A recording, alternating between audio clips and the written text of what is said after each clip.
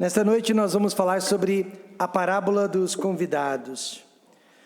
Considerem-se todos convidados para uma grande festa. Alguns já receberam um convite, já o aceitaram e já fazem parte da festa. Outros ainda hão de fazer parte desta festa, mas também já foram convidados.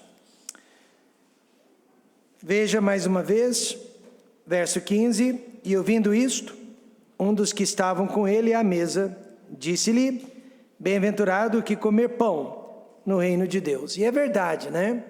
Toda pessoa que fizer parte do reino de Cristo será uma pessoa bem-aventurada.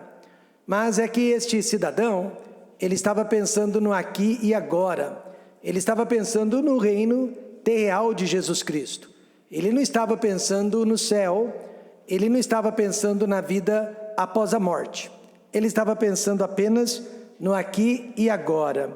Por isso Jesus iniciou a parábola dos convidados, para explicar para este ouvinte que mais importante que o reino de Deus sobre a terra é o reino de Deus sobre o céu.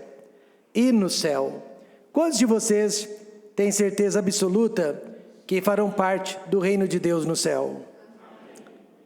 A entrada no reino só é possível através de um convite, e este convite tem sido feito desde Adão e Eva até os dias de hoje, e foi publicamente proclamado através da crucificação de Cristo no Calvário.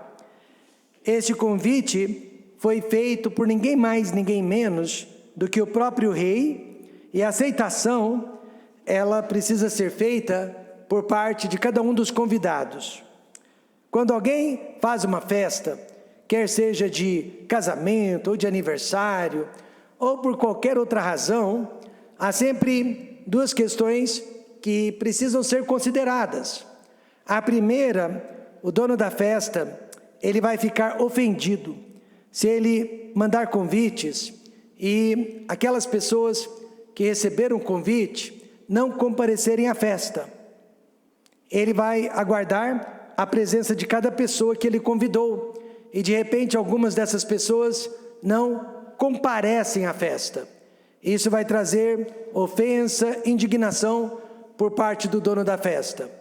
Mas também há aquelas pessoas que, não sendo convidadas, também vão se sentir ofendidas. É uma situação muito triste. Por exemplo, como pastor, durante todos esses 30 anos que eu estou no ministério, eu tinha que ter muito cuidado para não ofender as pessoas.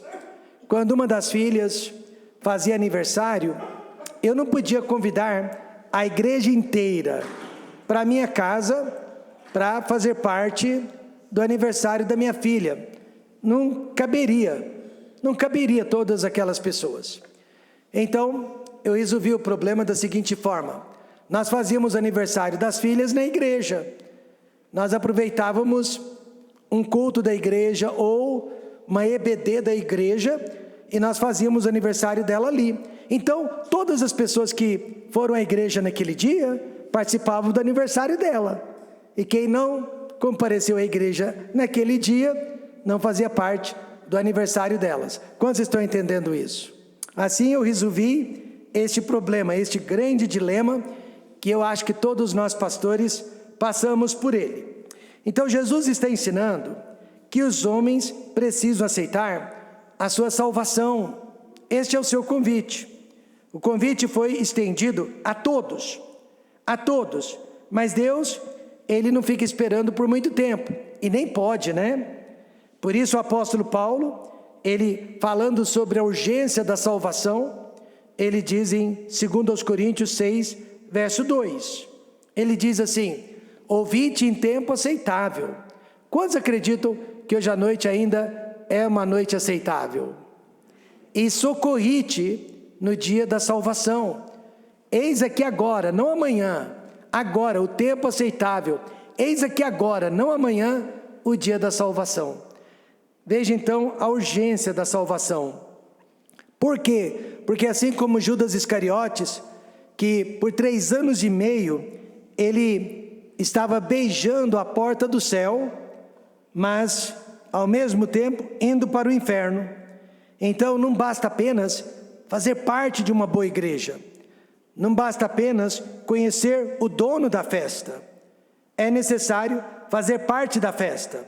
Você precisa ser um convidado presente e não um convidado ausente. A parábola dos convidados fala sobre os judeus, que foram os primeiros convidados, e fala sobre os gentios, que foram os segundos convidados. Os judeus, como nação, rejeitaram o Filho de Deus. Individualmente, vários judeus foram salvos, amém, irmãos? Mas como nação, os judeus rejeitaram a Cristo. Por isso, o convite passou deles e foi estendido para nós que somos gentios. E a pergunta, o que vamos responder a Deus? Ele está fazendo o convite e qual será a nossa resposta a Ele? Em primeiro lugar, veja comigo a importância do convite, irmãos. É o convite mais importante que existe no universo. Porém, Jesus lhe disse: um certo homem fez uma grande ceia, uma grande festa, e convidou a muitos. E este certo homem se refere a Deus, o Pai. Numa outra passagem, em Mateus, ele é chamado de rei, mas aqui ele é chamado de certo homem. Mas em Mateus 22:2, ele é chamado de rei.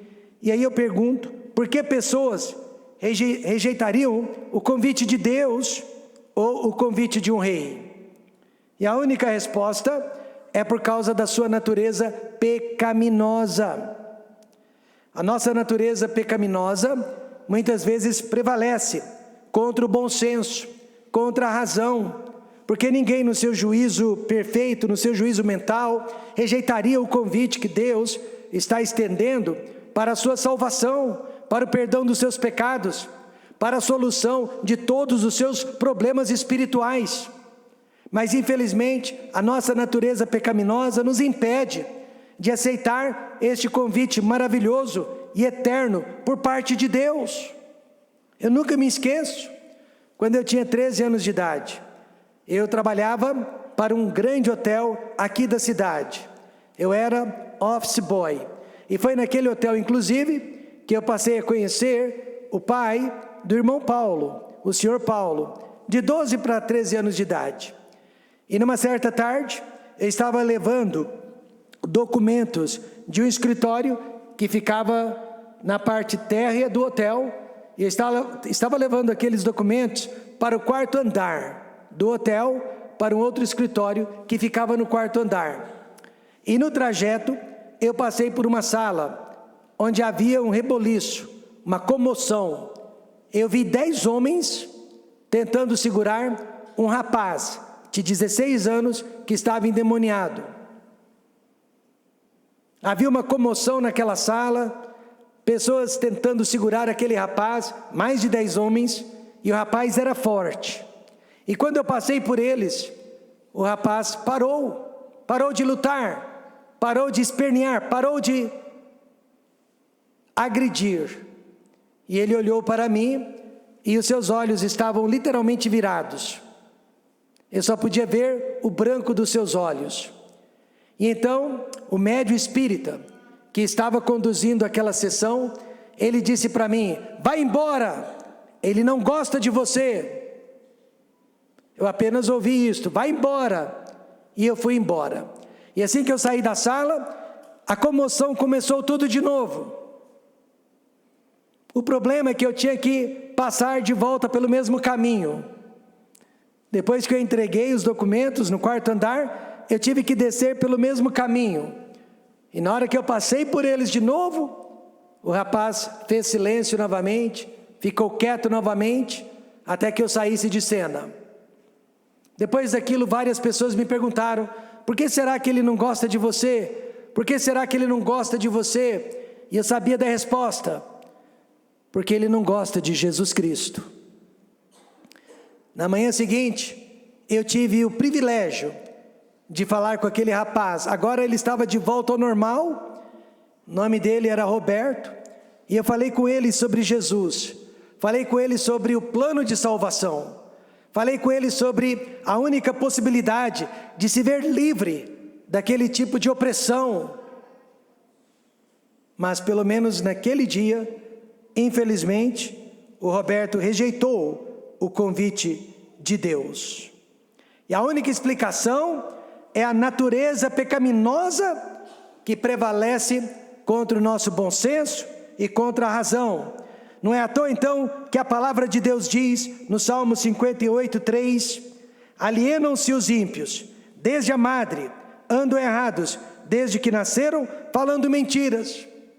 Esta é a minha tendência, a sua tendência.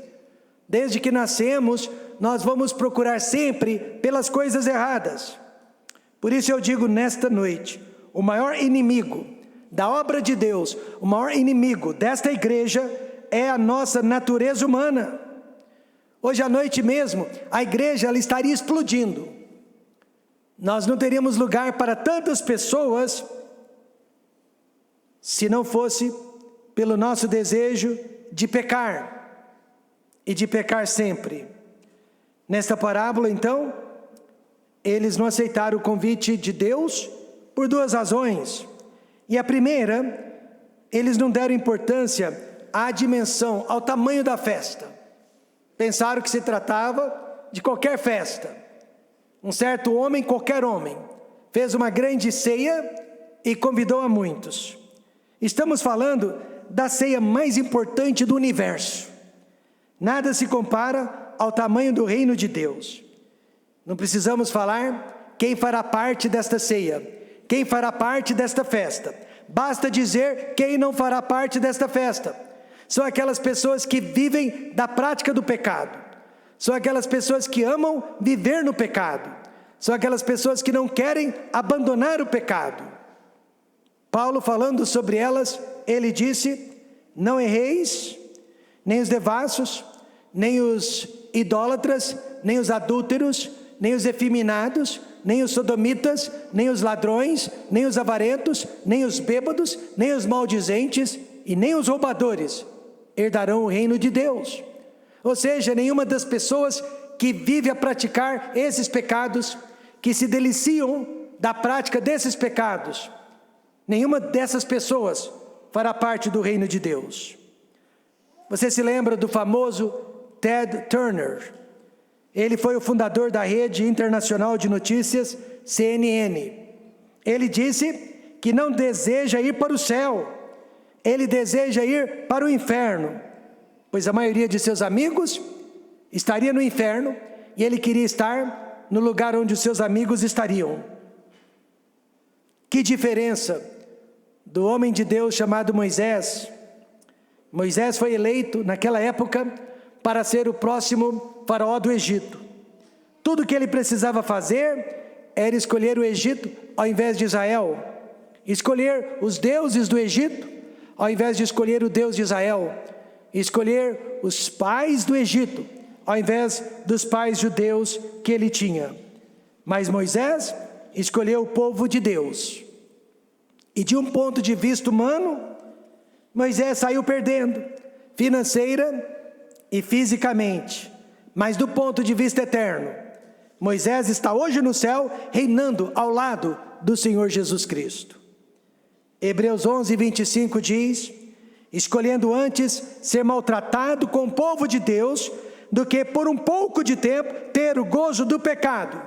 Eu sei que há pessoas pagando um preço alto, ainda nesta noite, pelo simples fato de ter vindo à igreja. Você nem imagina. Eu sei que há pessoas pagando alto preço pelo fato de amarem a Bíblia, acreditarem que este livro é a perfeita e infalível palavra de Deus. Há pessoas pagando um preço porque acreditam nos valores judaico-cristãos. Assim como Moisés, preferiram ser maltratadas com o povo de Deus do que por um pouco de tempo ter a aprovação deste mundo. Certo homem que frequentava a nossa igreja, ganhava muito dinheiro, mas nunca entregava os seus dízimos, nem a sua promessa de fé para missões. Eu sei disso porque ele me disse, não porque eu fui atrás, mas ele me disse que nunca entregava os dízimos, nunca entregava nenhuma oferta para missões. E ele disse: pastor, eu vejo que a igreja não precisa da minha ajuda, ela está indo muito bem. E eu respondi: e não precisa mesmo. A igreja não precisa da sua ajuda, Deus não precisa da sua ajuda, é você quem precisa da ajuda de Deus. Então o reino de Deus é grande demais, com você ou sem você. O reino de Deus é grande demais e não precisa de você, mas é você quem precisa do reino de Deus. Em segundo lugar, não deram importância à provisão da festa. Não se importaram com o que a festa oferecia. E a hora da ceia, mandou seu servo dizer aos convidados: vinde, vinde, que já tudo está preparado. Tudo que você precisa, tudo que você deseja, já está pronto. Em outras palavras, tudo que você e eu precisamos, Deus está nos oferecendo, só precisamos aceitar. Jesus disse em Mateus 11:28, vinde a mim, todos os que estáis cansados e oprimidos, e eu vos aliviarei. Quantos acreditam nessa promessa? É um convite. Alguns anos atrás, em uma igreja da Inglaterra, o pastor observou que na hora do apelo, na hora de vir para o altar, ele viu, dentre todas as pessoas que vieram para o altar, ele viu um juiz, o juiz da cidade, e um ex-ladrão, ajoelhado ao lado do juiz. Ele viu um juiz e um ladrão ajoelhado ao seu lado no altar, orando a Deus. Depois do culto, o juiz foi ao pastor e disse: você observou quem se ajoelhou ao meu lado no altar? E o pastor disse: claro, é aquele ladrão que você precisou condenar a 7 anos de cadeia, há alguns anos atrás. Veja que interessante, vocês se reencontram na mesma igreja e visitam o altar de Deus ao mesmo tempo. O pastor disse: este é um exemplo clássico da graça maravilhosa de Jesus, que salvou aquele ladrão e o colocou no mesmo nível com o juiz que o condenou. Mas o juiz corrigiu o pastor e disse: não, este não é o maior exemplo clássico da graça maravilhosa de Jesus. Ele era um ladrão, ele sabia que era um pecador, ele sabia que havia errado contra Deus e contra os homens, ele sabia que era sujo, ele sabia que era perdido, ele sabia que era um condenado. Eu, no entanto, nasci num lar berço de ouro. Eu fui criado por pais com condições financeiras. Eu frequentei as melhores escolas da Inglaterra. Eu me formei em direito, eu passei no concurso e me tornei juiz. Jamais tive necessidade de Deus, até recentemente. Então eu sou o maior exemplo clássico da graça maravilhosa de Jesus Cristo. Porque Ele me alcançou, me convenceu dos meus pecados, me humilhou debaixo das suas mãos. E por isso hoje, como aquele ladrão, eu me arrependo dos meus pecados e aceito Jesus Cristo como Salvador. Jesus disse: vinde a mim todos os que estáis cansados e oprimidos, e esse todos inclui homens ricos e pobres, homens criminosos ou cidadãos de bem. Romanos 3:23 diz: porque todos pecaram e destituídos estão da glória de Deus. Hoje em dia, pessoas rejeitam o convite de Deus, porque não dão a devida importância ao tamanho e muito menos ao que Deus está oferecendo. Deus está oferecendo perdão para todos os seus pecados, Deus está oferecendo paz para o seu coração e poder para todos aqueles que recebem a Jesus Cristo. E em segundo lugar, você viu a importância do convite, mas veja a indiferença dos convidados. E todos, a uma, começaram a excusar-se. Todos a uma começaram a dar desculpas. E olha, as razões de cada pessoa são individuais, são pessoais, mas a indiferença é sempre a mesma. As razões podem ser diferentes, mas a indiferença é sempre a mesma. Jesus disse: quando porém vier o Filho do Homem, porventura achará fé na terra? Pergunta retórica. Não. Indiferença quer dizer, eu não me importo, eu não faço questão. Por que pessoas conseguem ser indiferentes para com as coisas de Deus? Primeira razão, não reconhecem o valor do convite. Os convidados se esquecem de uma verdade fundamental: a morte. A Bíblia diz: e como aos homens está ordenado morrerem uma vez, vindo depois disso o juízo. A morte precisa causar medo em todos nós, não só no perdido, mas ela tem que causar medo também no crente salvo. Por quê? Porque a morte é um mistério pelo qual todos nós vamos passar um dia. Eu não tenho medo do que vem após a morte, mas eu tenho medo do processo da morte, e tenho certeza que todos nós aqui temos este medo também.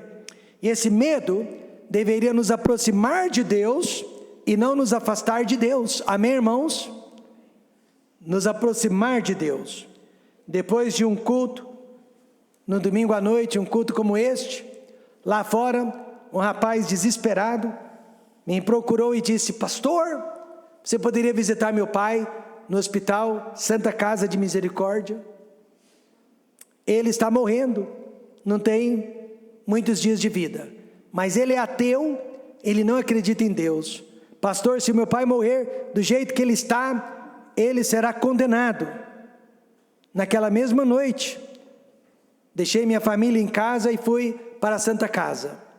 Cheguei lá, adentrei o quarto daquele homem, e ele não tinha mais esôfago, ele não tinha mais cordas vocais, e ele estava num fraldão, pois ele não tinha mais controle sobre suas reações físicas. E apesar disso, ele estava assistindo ao programa da Rede Globo Fantástico.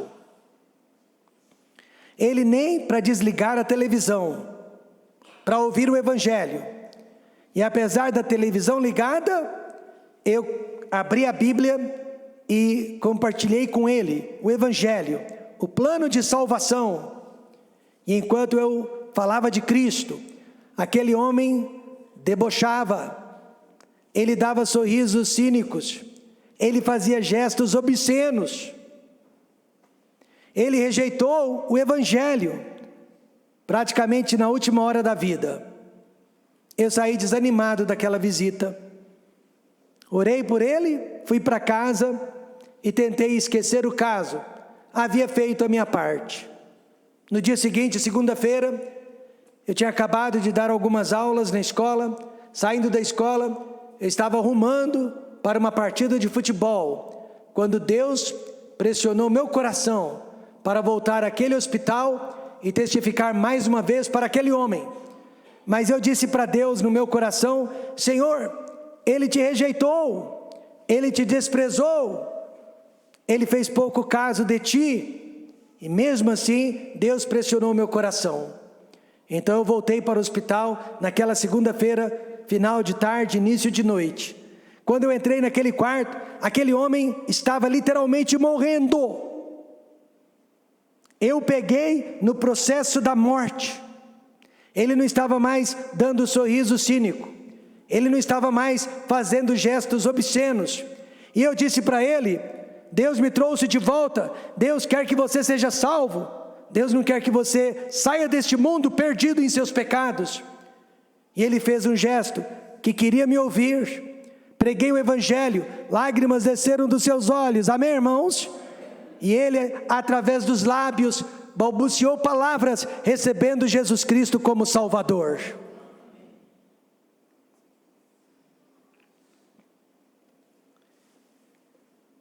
Ele não estava mais indiferente para com o Evangelho. para com o convite que Deus estava lhe fazendo para fazer parte desta grande ceia. As pessoas rejeitam porque não reconhecem o valor do convite. Mas o convite é o seu passaporte para o céu e não há outro. E a segunda razão que rejeitam, não reconhecem suas verdadeiras necessidades. Não reconhecem suas verdadeiras necessidades, né? De acordo com a psicologia moderna, as 5 maiores necessidades básicas do ser humano são essas: fisiologia, segurança, relacionamento, estima e realização pessoal, sendo esta o ápice de todas as suas necessidades.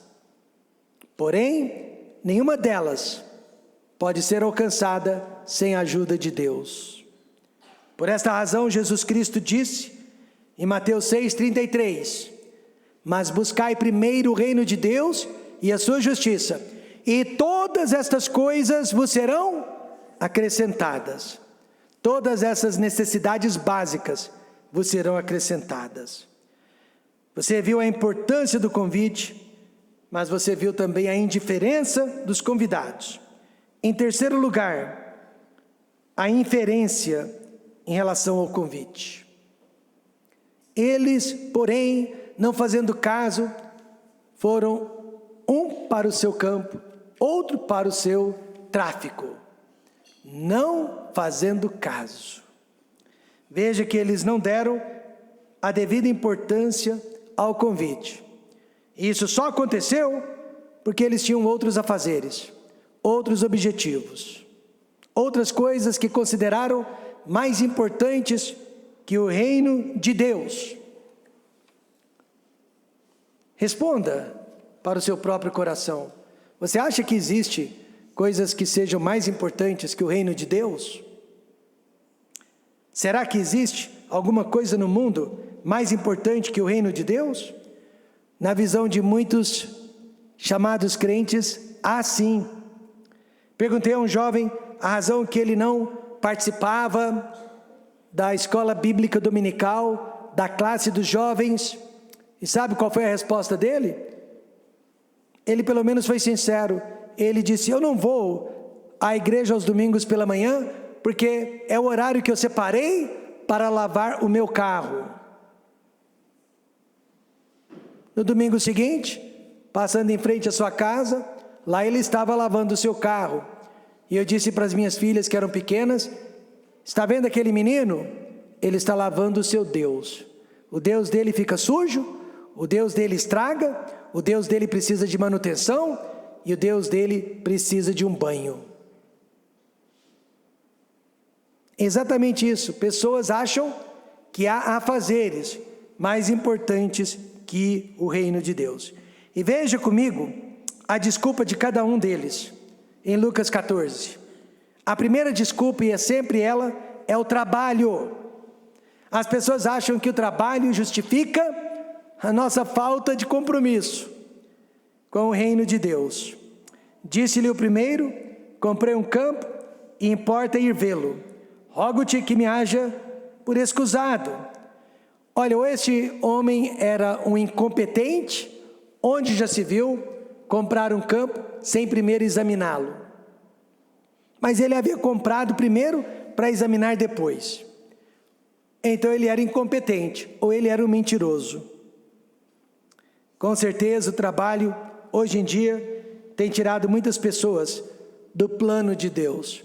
Eu lamento aquelas pessoas que trabalham em shopping center. Lamento. Eu sei que há pessoas que trabalham na área da saúde, na área da segurança, é diferente. Mas aquelas que poderiam evitar trabalhar aos domingos e não evitam, elas não estão dando valor realmente ao reino de Deus. Além do trabalho, outras tinham um compromisso, que eram mais importantes que o reino de Deus. O outro disse: comprei 5 juntas de boi e vou experimentá-los. Rogo-te que me hajas por escusado. A mesma desculpa do anterior. Já pensou comprar bois primeiro para examiná-los depois? Era um incompetente ou um mentiroso. E a terceira desculpa, talvez a mais usada de todas, diversão. E outro disse: casei e portanto não posso ir. Em outras palavras, eu estou em lua de mel. E alguém diria: esta é uma boa causa. Eu sempre falo para os casais que estão se casando, recém-casados: lua de mel não lhe dá o direito de tirar férias de Deus. Amém, irmãos? Mesmo que você venha viajar, procure a casa de Deus no dia do Senhor. Aquela nova família precisa começar certo. E o jeito certo é colocando Deus sempre em primeiro lugar. Incrível, mas talvez nada tenha tirado mais pessoas da igreja do que a diversão. E é um sinal dos últimos tempos. Paulo disse em 2 Timóteo 3,4, que os homens seriam mais amigos dos deleites, que quer dizer prazeres, do que amigo de Deus. Então a importância do convite, a indiferença dos convidados, a inferência que fizeram em relação ao convite, mas em último lugar, as instruções em relação ao convite. Deus nunca sai perdendo, amém, irmãos? Nós saímos perdendo, Deus não. Verso 21, quando Deus se deparou com a indiferença dos convidados, e voltando aquele servo, anunciou estas coisas ao seu senhor. Que coisas? Eles deram desculpas, não poderão vir. Então o pai de família, indignado, disse ao seu servo: tudo bem, então sai depressa pelas ruas e bairros da cidade, e traze aqui os pobres, os aleijados, os mancos e os cegos. O pai de família, que representa Deus, ficou indignado com a rejeição dos homens ao seu convite. Meus irmãos, Deus é amor, mas Deus também é justiça, senão Ele não seria Deus. Nesta noite, cuidado com a indignação de Deus, pois a Bíblia diz que horrenda coisa é cair nas mãos de um Deus vivo.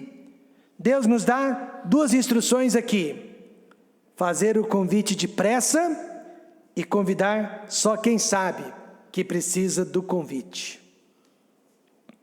Primeiro, a urgência do convite: sai depressa, sai depressa. Foi exatamente isso que aconteceu.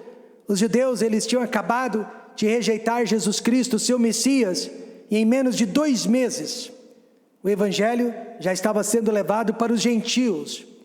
É incrível, Jesus mesmo nunca saiu da terra, do território de Israel, mas os seus discípulos levaram o Evangelho até os confins da terra. Amém, irmãos? Ou seja, os judeus rejeitaram o convite, e o convite passou deles para todos nós. E veja a abrangência do convite: trazei aqui os pobres, trazei os aleijados, trazei os mancos, trazei os cegos. Por que Jesus usou essas pessoas? Porque naqueles dias, tanto em Israel quanto no Império Romano, pobres, aleijados, mancos e cegos eram pessoas rejeitadas pela sociedade, e eles eram marginalizados. Acreditava-se que eles nasceram assim e eram assim por causa do pecado de seus pais. Então, para provocar o orgulho espiritual dos fariseus, dos judeus legalistas, Jesus mandou convidar justamente quem? A bagaceira da sociedade.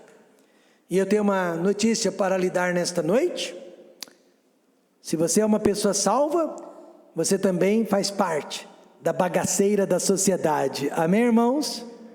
Nós fazemos parte da ralé da sociedade.